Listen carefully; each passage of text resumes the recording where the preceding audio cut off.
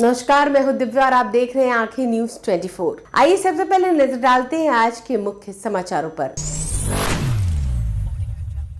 नमस्कार, मैं हूं दिव्या और आप देख रहे हैं आंखें न्यूज 24। राबड़ी आवास से सामान शिफ्टिंग को लेकर के जदयू के तरफ से सवाल खड़े किए जा रहे हैं, जिसको लेकर राजद विधायक और पूर्व मंत्री आलोक मेहता ने कहा कि जदयू का यही सब काम रह गया, कितना साबुन रह गया, कितना तौलिया रह गया, यही गिनते रहे। हम लोगों के लिए इन सब चीज़ों का कोई मतलब नहीं है। मकान नियमतः जो होगा उस पर आगे बात होगी, क्या कार्रवाई हो सकती है हम लोग सहयोग करेंगे, लेकिन इस तरह की बातें को बढ़ाकर जदयू अपना हल्कापन दिखा रही है। अब जदयू का यही सब काम रह गया है कि कितना साबुन रह गया है, कितना तौलिया रह गया है, यही गिनते रहे। हम लोग के लिए इस सब का कोई महत्व नहीं है। मकान नियमतः जो होगा उस पर आगे बात होगी, या क्या कार्रवाइयाँ हो सकती है हम लोग सहयोग करेंगे, लेकिन इस तरह की बातों को बताकर जेडीयू अपना हल्कापन दिखा रही है। किसकी आज्ञा से, किसने अनुमति प्रदान किया कि वहां से पेड़ पौधे ले जाए जाने का मीडिया फुटेज आया है? सवाल यह उठता है कि वो पेड़ पौधा किसका? क्या लालू जी के परिवार की निजी जागीर है या सरकारी उद्यान विभाग से यह गमला उपलब्ध कराया गया है? साथ ही साथ हमको आशंका है कि जब घर का अभिभावक नहीं यहां है, आज्ञा किसने दिया यह पता नहीं चल पा रहा है, तो उस घर के अंदर तो तहखाना भी हो सकता है। वहां पर जमीन का डीड, सोना चांदी रुपया, अरे सब तो कर्म दुनिया का एको को बचा हुआ है नहीं। तो निश्चित रूप से हमारी आशंका है, इसलिए सरकार सचेत रहे। वहां तहखाना पर अगर संभवतः बना हुआ होगा, जो सामान है वो सरकारी सामान कहीं निजी इस्तेमाल के लिए वह परिवार लेकर वहां से निकल नहीं जाए। नमस्कार, मैं हूं दिव्या और आप देख रहे हैं आंखें न्यूज 24। नए साल की शुरुआत बिहार में कड़ाके की ठंड के बीच होने जा रही है। मौसम का मिजाज लगातार कनकनी वाला बना हुआ है। 31 दिसंबर की सुबह भी कई जिलों में घने कोहरे के बीच हुई है। हिमालय के तराई वाले जिलों में तो देर रात से ही घना कोहरा छाया हुआ है। सैटेलाइट तस्वीरों में पश्चिम चंपारण, पूर्वी चंपारण, सीतामढ़ी, शिवहर, मधुबनी, सुपौल, अररिया, किशनगंज सहित हिमालय के तराई वाले जिलों में सफेद चादर दिख रही है। यही हाल आज की रात से 1 जनवरी तक चलेगा। जारी पूर्वानुमान के अनुसार न्यू ईयर के दिन भी लोगों को कोहरे, शीत दिवस और तेज पछुआ हवा का सामना करना पड़ेगा। ठंड का यह दौर फिलहाल थमने का आसार नहीं है। मौसम विभाग द्वारा जारी पूर्वानुमान के अनुसार पूर्णिया, मुजफ्फरपुर, दरभंगा, समस्तीपुर, पश्चिम चंपारण सहित उत्तर बिहार के सभी 19 जिलों में घने अस्तर का कोहरा और कोल्डे की जैसी स्थिति आज पूरे दिन बनी रहेगी। पछुआ हवा की वजह से कनकनी का एहसास होगा। दक्षिण बिहार के पटना, गया, जहानाबाद, नालंदा, शेखपुरा, बेगूसराय और लखीसराय में कोहरे का स्तर, जबकि भोजपुर, बक्सर, कैमूर, रोहतास, अरवल में घना कोहरा के साथ कोल्ड डे का अलर्ट जारी किया गया है।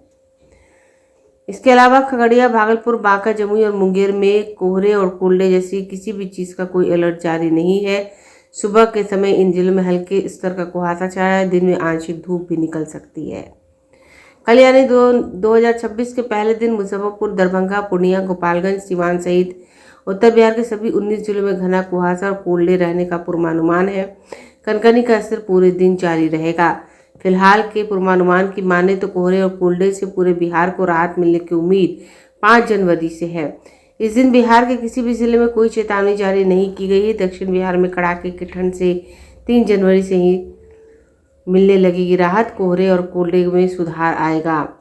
बक्सर में गयाजी, औरंगाबाद, नालंदा में शीत दिवस, जबकि डेहरी में शीत दिवस दर्ज किया गया है।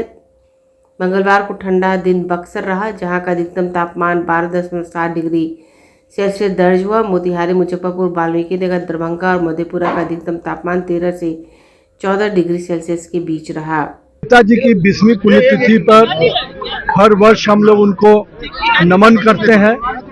पिताजी ने अपने राजनीतिक जीवन में जिस प्रकार से तपस्या से संगठन को सींचने में, अपने व्यवहार से कार्यकर्ताओं से पारिवारिक संबंध बनाया, समाज में उनके विकास के लिए, समाज के उत्थान के लिए जो उन्होंने अपने नेतृत्व में उस समय जो काम किया, उसका संचरण हम सब के लिए अनुकरणीय रहा है। और मैं उनके पुत्र के रूप में यही कह सकता हूं कि उनका जो राजनीतिक सफर रहा, समाज में सर्वसुलभ रहना, समाज के साथ जुड़कर काम करना और हर व्यक्ति को अपने परिवार बोध से जोड़ना, मैं ये मानता हूं कि उनके उस गुण को मैं अपने अंदर प्रयास करता हूं कि मैं भी आत्मसात करूं। और आज के दिन उनको नमन कर रहा हूं।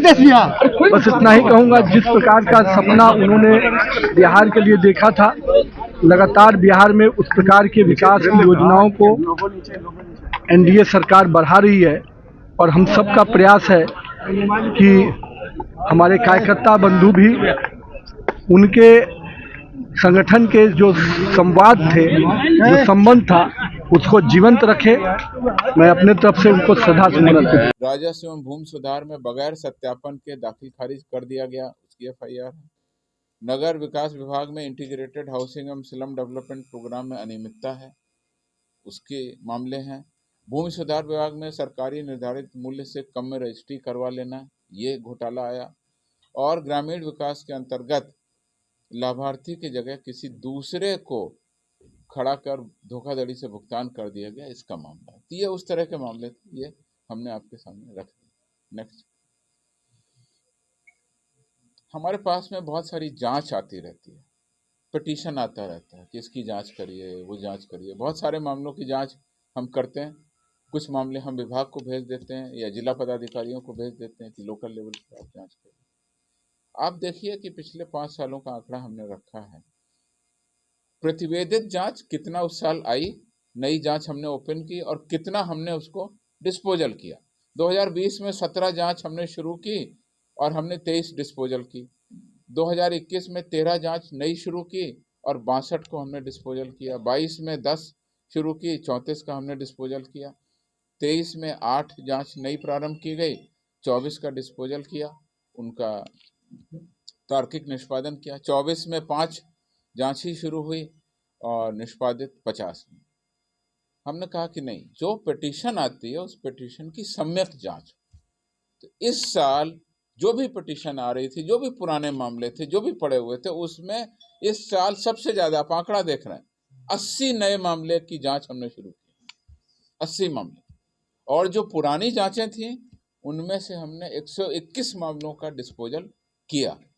यानी पहले जो ट्रैफिक जैम की सिचुएशन थी कि नई जांच शुरू भी नहीं हो रही है, पुरानी जांच का डिस्पोजल भी नहीं हो पा रहा, वो हमने इसको तोड़ा, खूब हमने डिस्पोजल किया 121, और जो नई जांचें थी उनको भी हमने टेकअप किया, जिससे कि हमारे पास मामले सामने आ सके। तो इस प्रकार आप कह सकते हैं कि इस साल सबसे ज़्यादा जांचों का निष्पादन निगरानी अन्वेषण ब्यूरो ने किया, जो आंकड़ों से स्वतः स्पष्ट। नेक्स्ट, नियोजित शिक्षक जांच एक महत्वपूर्ण मामला है, जिसमें वर्ष 2014 के CWJC में माननीय उच्च न्यायालय के निर्देशानुसार हम लोग 2006 से 2015 तक के नियोजित शिक्षक शिक्षिकाओं के अंक पत्र, प्रमाण पत्रों की जांच कर रहे हैं। ये अंक पत्र और प्रमाण पत्र हमको शिक्षा विभाग द्वारा फोल्डर के माध्यम से उपलब्ध कराए जाते हैं, और वो सर्टिफिकेट किस यूनिवर्सिटी से है, किस बोर्ड से है, कहाँ से है, वो हम लोग भेजते हैं। अभी तक, आज मतलब कल तक 30 दिसंबर तक का आंकड़ा है, 6,56,395 प्रमाण पत्रों की हमने जांच करा ली है। इसमें अभी तक कुल 1711 एफआईआर हमने दर्ज कराई, जिसमें प्राथमिकी अभियुक्तों की संख्या 2,916। आप इसमें भी मंथली हमारा चार्ट देख सकते हैं कि जनवरी में कितनी एफआईआर दर्ज की गई, कितने अभियुक्त थे। हर महीने हम लोगों ने जांच पूरी की और हर महीने हमने एफआईआर दर्ज कराई।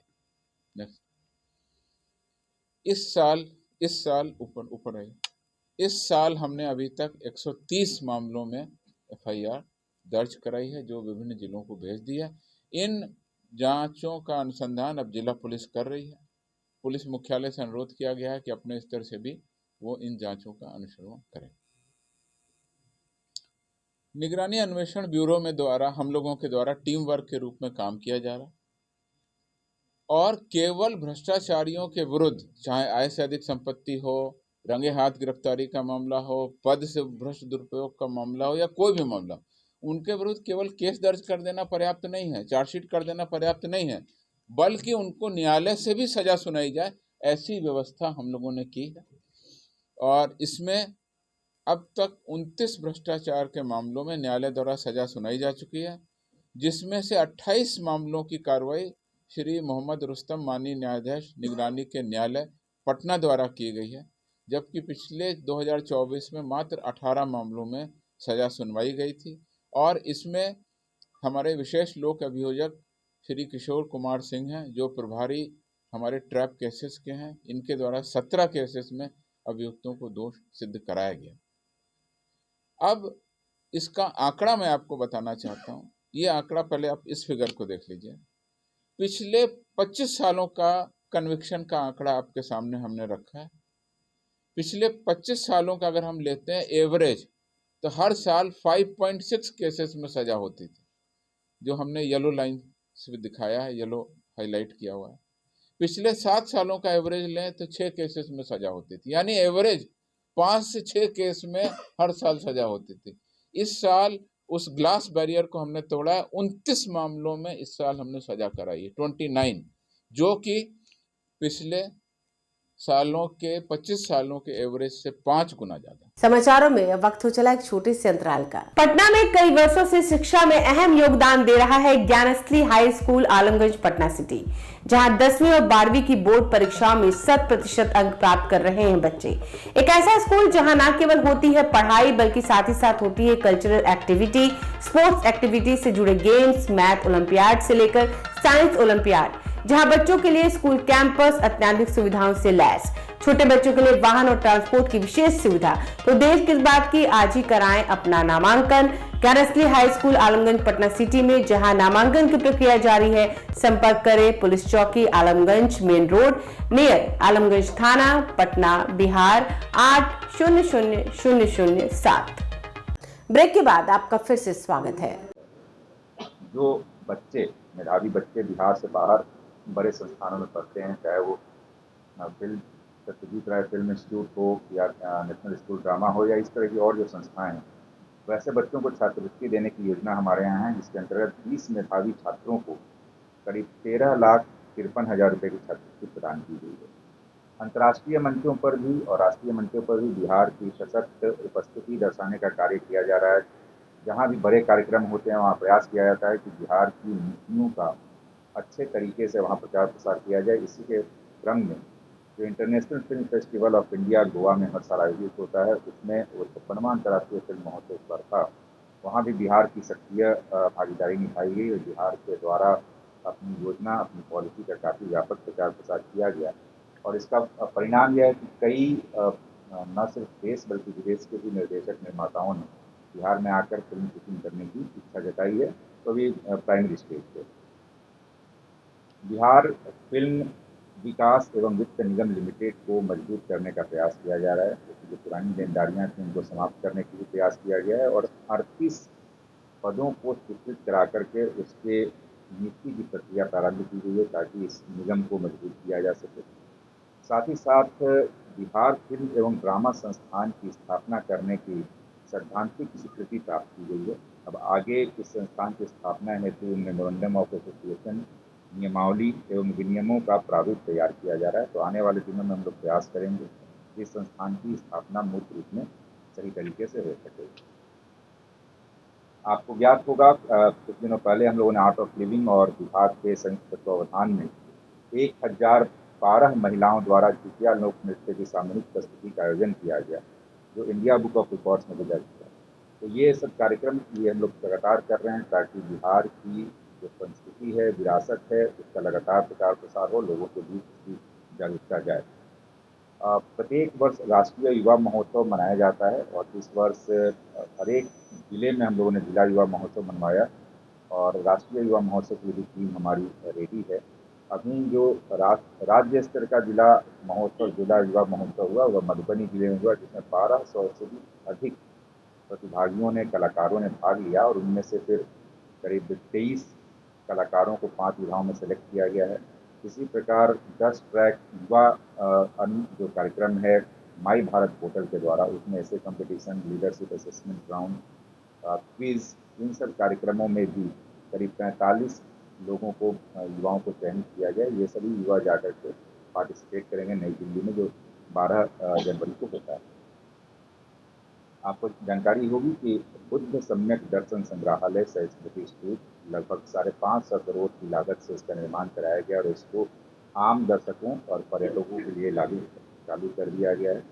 और यही बताते हुए काफ़ी हर्ष हो रहा है कि लगभग 8 से 10 हज़ार लोग प्रतिदिन वर्तमान में वहाँ जा रहे हैं, जबकि इसको अभी आरंभ हुए मात्र 2 महीने हुए। तो हम लोगों ने इसकी वेबसाइट लॉन्च की है और यह भी प्रयास कर रहे हैं कि वहाँ अन्य सुविधाएं भी दी जाएं, जैसे विपक्षना वहाँ पर ध्यान केंद्र भी है, लाइब्रेरी भी है और बाकी तमाम तरह की चीज़ें जिनको लगातार डेवलप करने का प्रयास किया जा रहा है। बिहार फिल्म विकास एवं वित्त निगम लिमिटेड की जो मैंने बात बताई, उसके भी वेबसाइट को काफ़ी नया और नूतन कलेवर प्रदान किया गया, जिसको मोस्ट प्रोबेबली कल हम लोग लॉन्च करेंगे। और इसके माध्यम से भी हम लोग प्रयास कर रहे हैं कि फिल्म शूटिंग से संबंधित जितनी भी सुविधाएं और जानकारियां निर्माता निर्देशकों को घर बैठे मिल सके, वो सभी इस वेबसाइट पर हम लोग पोस्ट करेंगे। यदि हम लोग उत्खनन एंड जो हमारी पुरानी संरचनाएं हैं उनकी बात करें, तो लखीसराय में ऐतिहासिक लाल पहाड़ी है, उसके संरक्षण एवं पर्यटक सुविधाओं के निर्माण के लिए करीब 29 करोड़ 28 लाख रुपए की लागत से एक महत्वाकांक्षी योजना प्रारंभ की गई है। इसी प्रकार बिहार के छपरा सारण में करिंगा एक है स्थान है, जिसको कि बिहार प्राचीन स्मारक एवं पुरास्थल संरक्षण अधिनियम 1976 के तहत संरक्षित स्मारक घोषित किया गया है और इसको भी डेवलप करने के लिए हम लोग प्रयासरत हैं। इसके लिए भी DPR बनाया जा रहा है। इसी प्रकार दरभंगा में अहिल्या स्थान के संरक्षण और सौंदर्यीकरण करने हेतु योजना का निर्माण किया गया है और प्रशासनिक स्वीकृति भी प्रदान की गई है। सहरसा जिले में बाबा कारू किरहर संग्रहालय के नए भवन के निर्माण हेतु करीब 15.5 करोड़ रुपए की प्रशासनिक स्वीकृति प्रदान की गई है। विभाग में लगातार हम लोग विभाग को भी मजबूत करने का प्रयास किया जा रहा है और बिहार में 2 नए अनुभागों की स्थापना की गई है, लेखा एवं बजट विभाग तथा सांस्कृतिक कार्यक्रम अनुभाग। इसके लिए मंत्रिमंडल से 25 नए पदों की स्वीकृति भी प्राप्त की गई है। इससे हम लोग आश्वस्त हैं कि विभागीय प्रशासनिक क्षमता बढ़ेगी और सांस्कृतिक कार्यक्रमों का सुचारू एवं प्रभावी क्रियान्वयन भी सुनिश्चित होगा। इसी प्रकार संग्रहालय निदेशालय का भी विस्तार किया जा रहा है। 139 नए पदों की स्वीकृति प्राप्त की गई है और साथ ही साथ मैं बताऊं कि जो सुविधा समझ करते हैं संग्रहालय सहस्तित्व है, उसके लिए भी 42 पदों की स्वीकृति प्राप्त की गई। अभी हाल ही में हम लोगों ने पिछले सप्ताह ज्ञान भारतम मिशन के अंतर्गत पांडुलिपि संरक्षण हेतु, क्योंकि आप जानते हैं बिहार की जो ऐतिहासिकता है, जो प्राचीनता है, काफ़ी बेहतरीन रही है। सभी धर्मों का प्रादुर्भाव, कोई जैन धर्म की बात करें तो यहाँ हुआ है। यह काफ़ी बड़ी संख्या में मैन्युस्क्रिप्ट्स हैं, तो मैन्युस्क्रिप्ट्स के उन पांडुलिपियों के संरक्षण के लिए, उनको डिजिटाइज करने के लिए और प्रसारित करके इस परंपरा को तकनीक से जोड़ने के लिए युवा भारत मिशन के अंतर्गत एक गवर्नमेंट ऑफ इंडिया के साथ MOU भी किया गया, जिसके द्वारा हम लोग इन हेरिटेज और मैन्युस्क्रिप्ट्स को प्रिजर्व और डिजिटाइज कर पाएंगे। साथ ही साथ हम लोगों ने छठ महापर्व को यूनेस्को विश्व विरासत सूची में शामिल करने का भी प्रस्ताव केंद्र सरकार को समर्पित किया है, जो यूनेस्को के समक्ष भी उसको वहाँ से भेजा गया है। डेफिनेटली इस पर भी आगे आने वाले दिन में कार्रवाई। ये हम लोग की तरफ से या आपकी कोई क्वेरी क्वेश्चन हो तो रेडी टू आंसर।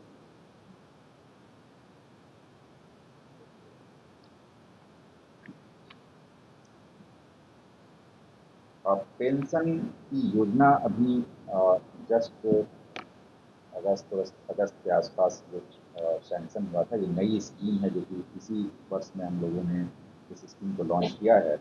इस स्कीम के पश्चात इसका विज्ञापन हम लोगों ने दिया और उस व्यक्ति को रजिस्ट्रेशन पोर्टल के अंतर्गत, जो हमने रजिस्ट्रेशन पोर्टल की बात की, उसमें भी रजिस्टर्ड होना है। तो अब तक कई कलाकारों का आवेदन प्राप्त है।